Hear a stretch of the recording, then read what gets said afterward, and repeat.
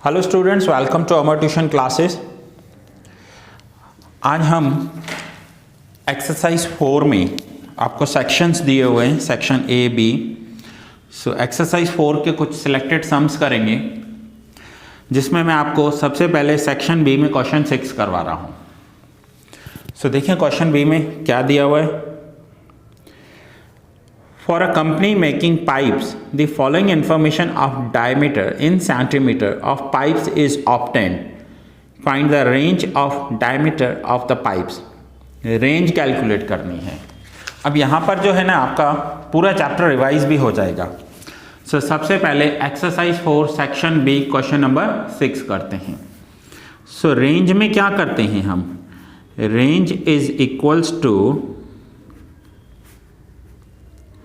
x highest minus x lowest. So x highest कितना होगा 120 और लोएस्ट कितना होगा 20। सो 120 माइनस 20 तो ये हो जाएगा 100। सो रेंज हो जाएगी 100। ये इसका आंसर है।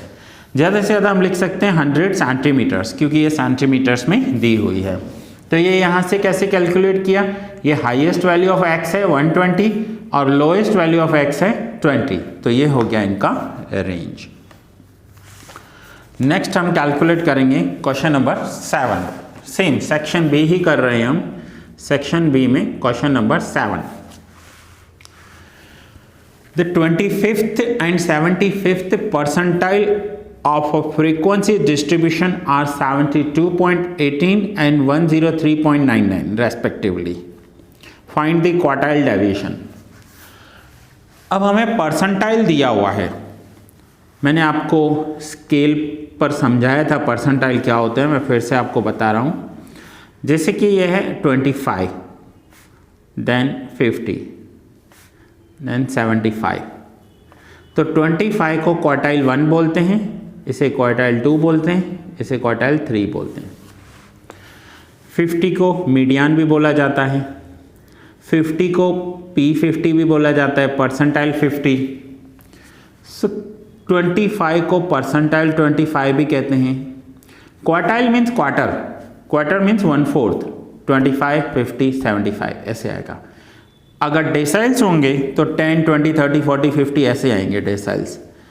तो यहाँ पर आप देखिए P25 ही क्वार्टाइल 1 होता है और P75 ही क्वार्टाइल 3 होता है।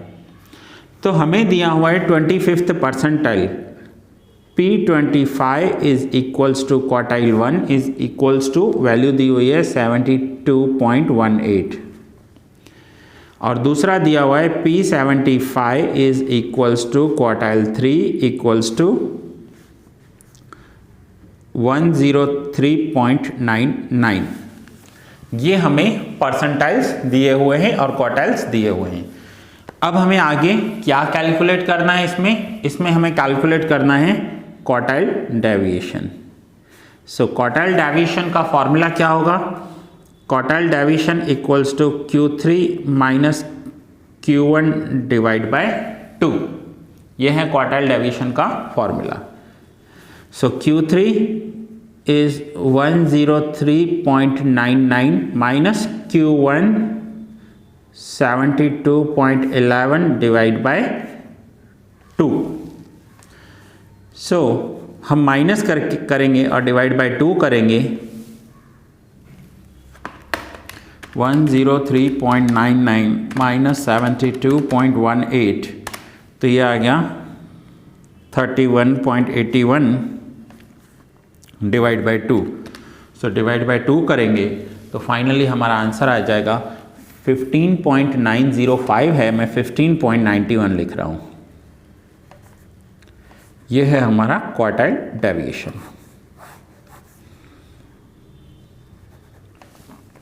सो ये था क्वेश्चन नंबर 7 जो हमने सेक्शन बी का किया। Now section B question number 8 देखते हैं।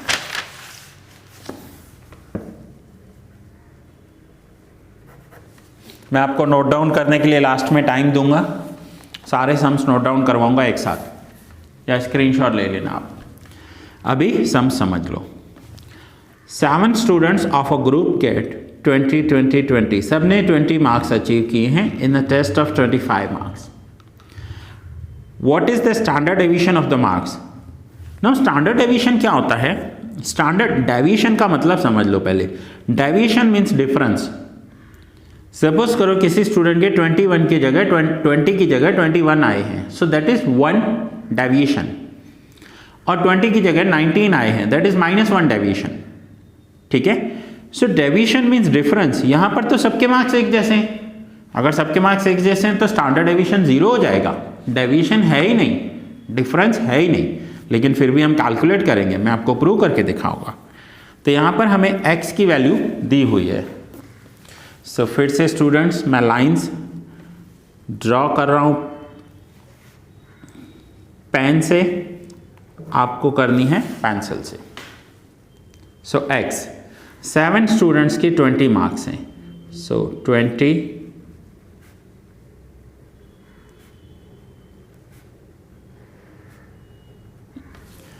सो 7 स्टूडेंट्स की 20 मार्क्स आ गई. सो सबसे पहले हमें क्या करना होता है? अगर हमें स्टैंडर्ड डेविएशन कैलकुलेट करना हो रॉ डेटा में, तो हमें सबसे पहले मीन कैलकुलेट करना होगा. ना 7 स्टूडेंट्स की 20 मार्क्स हैं, तो टोटल कितना हो जाएगा? 140. ठीक है. ना फर्स्ट मैं मीन कैलकुलेट कर लेता हूं. तो मीन क्या हो जाएगा? x bar equals to sigma x upon n 140 divide by 7 20. ये हो गया मीन. अब हमें क्या चाहिए स्टैंडर्ड डेविएशन कैलकुलेट करने के लिए? x माइनस एक्स बार, और वो भी मॉड्यूलस में चाहिए हमें. सो 20 माइनस 20 0 0 0 0 0 0 0, तो टोटल भी क्या हो जाएगा? 0. अब अगर मैं स्टैंडर्ड डेविएशन कैलकुलेट करूंगा तो स्टैंडर्ड डेविएशन के लिए मेरा फॉर्मूला क्या होगा? स्टैंडर्ड डेविएशन के लिए मेरा फॉर्मूला होगा sigma x minus x bar square upon n and root. ये फॉर्मूला आपको यहां पर दिया हुआ है. ये देखिए, ये जो मैंने आपको फॉर्मूलाज एक्सप्लेन किए थे वहां पर आपको ये फॉर्मूला मिल जाएगा. हाँ. सो देखिए यहाँ पर हमें मॉड्यूलस करने की भी ज़रूरत नहीं. सॉरी, मॉड्यूलस मीन डेविएशन में किया जाता है. यहाँ पर हम ब्रैकेट कर देंगे सिर्फ सिंपली, तो भी चलेगा. ठीक है. अब हमें इसका स्क्वायर चाहिए. तो 0 का स्क्वायर क्या होगा? 0 0 0 0 0. सो यहाँ पर अगर मैं करूँगा भी तो 0 डिवाइड बाय 7 रूट होगा. तो 0 का रूट करो या 0 को किसी से भी डिवाइड करो तो 0 ही होने वाला है. सो देखिए, सम स्टार्ट होने से पहले ही मैंने आपको बताया कि स्टैंडर्ड डेविएशन 0 हो जाएगा, क्योंकि किसी भी स्टूडेंट की मार्क्स में कोई डिफरेंस ही नहीं है. सबके मार्क्स तो एक जैसे हैं. सो डेविएशन तो होगा ही नहीं ना. डेविएशन कैसे होगा अगर सबकी मार्क्स एक जैसी होंगी तो? सो ये था students question number 8 section B. अब हम करते हैं question number 9. Find the mean deviation. हमें मीन डेविएशन कैलकुलेट करना है फॉर द ऑब्जर्वेशन -1 0 एंड 4. सिर्फ 3 ऑब्जर्वेशंस हैं और इन 3 ऑब्जर्वेशंस का हमें मीन डेविएशन कैलकुलेट करना है. आइए देखते हैं मीन डेविएशन कैसे कैलकुलेट करेंगे. सो मीन डेविएशन के लिए हमें क्या चाहिए?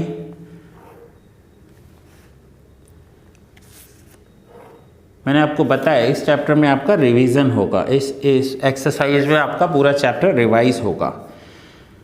-1 0 एंड 4, ये 3 वैल्यूज़ दी हुई है x की. अब x के इन तीनों वैल्यूज़ में से हमें मीन डेविएशन कैलकुलेट करना है.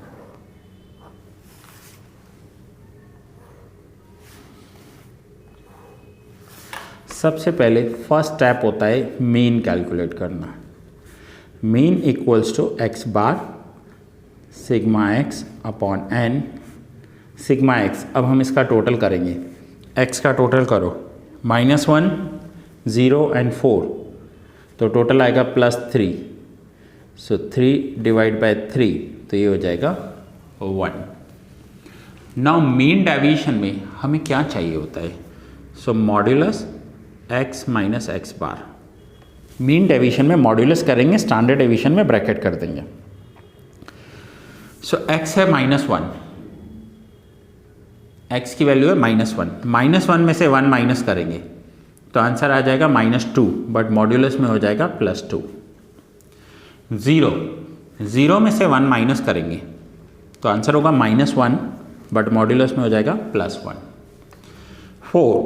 4 में से 1 माइनस करेंगे तो आंसर होगा 3। सो 3, 1 and 2, सो ये आंसर हो गया 6। अब मीन डेविएशन का फॉर्मूला क्या है? मीन डेविएशन, जिसे हम शॉर्ट में MD लिखते हैं, modulus x minus x bar divide by n।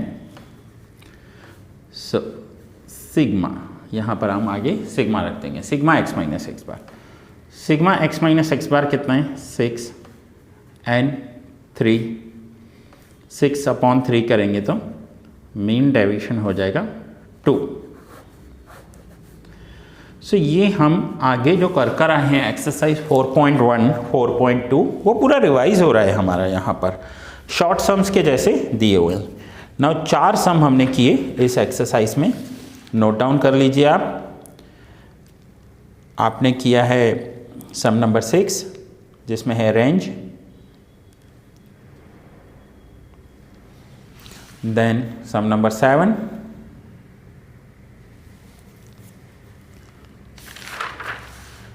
Some number 8,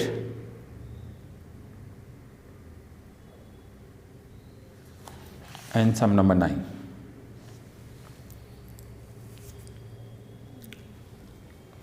so that's it students, ये लेक्चर यहाँ ही पूरा कर रहा हूँ। नेक्स्ट एक्सरसाइज, नेक्स्ट लेक्चर में हम स्टार्ट करेंगे सेक्शन C के सम्स।